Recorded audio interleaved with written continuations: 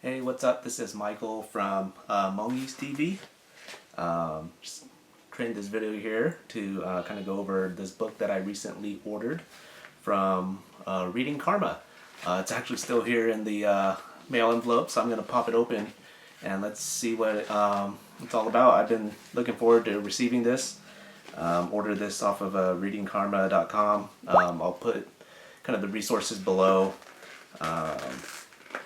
So that you guys can check it out as well. Okay, so I got the book out. It's Hmong History for Young Scholars, written by See Lor. So See Lor is the author or the person behind Reading Karma, so definitely check out her website and her other works.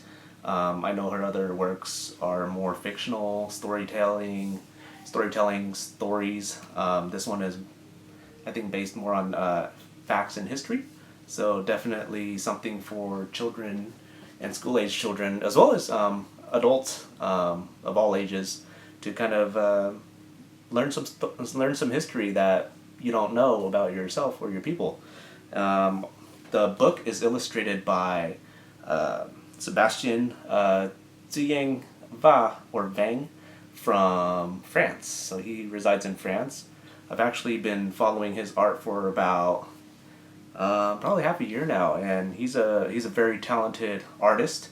Works in very different mediums, but he paints amazing works of art. So definitely check him out. I'll have his links below, along with the Reading Karma links below, and definitely check out C's work and also Sebastian's work beyond this book. So I'm going to kind of read the summary back here. So Hmong History for Young Scholars presents a brief journey back in time to learn about the Hmong people and their journey to America. Today, Hmong can be found in many different countries in the world. So in the back cover has like a family and a man with the qing holding the flute, the bamboo instrument, so the qing, along with the town in the back here. The cover features Sebastian's amazing artwork, vibrant colors, very great line work, and the painting is really great here. The town in the back, the thatched roofs, really awesome stuff. So yeah, the book covers approximately 500 years of history, sums it up in a few pages, not very many pages, but starts within the 1500s to the 1800s time era to the mid 2000s, and so it covers kind of the Hmong who dwelled originally in kind of the Yellow River Basin in China, and then how they kind of endured conflict, which obviously involved war with the Chinese, and kind of them fleeing towards highlands and the Southeast Asian countries, Laos and Burma, things like that. Kind of restarting life in Laos, and then it covers the kind of the Vietnam War, or the events that led up to the Vietnam War, the U.S. and the CIA coming in to recruit the Hmong and their boys and men to fight within the war. Goes beyond that to cover just how the events that fell out from that war as well. The Hmong fleeing across the Mekong into Thailand, into refugee camps, and eventually having to immigrate to the U.S. and kind of their adjustment processes with their new life in the U.S. And kind of the difficulties that they had, whether it be cultural or language barriers. Then also goes on to cover the kind of the success of the Hmong living here in the U.S. How we've kind of achieved a lot of success in politics, things like healthcare, education, technology, arts, a lot of other things like that. But yeah, to kind of sum it up, this is kind of everyone's story, right? It's a shared common history amongst all of the Hmong families.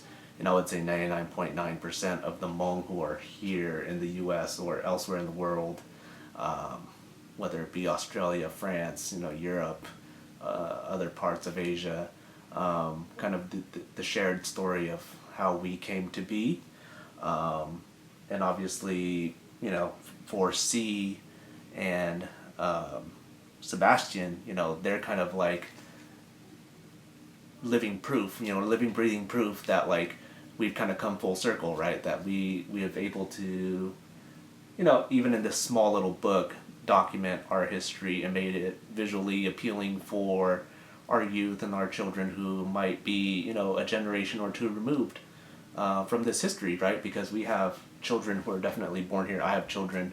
My children are born here in the U.S. and they have no direct correlation with the immigration. I'm first generation born here, so I have no knowledge or that experience of fleeing a country or immigrating to a new country.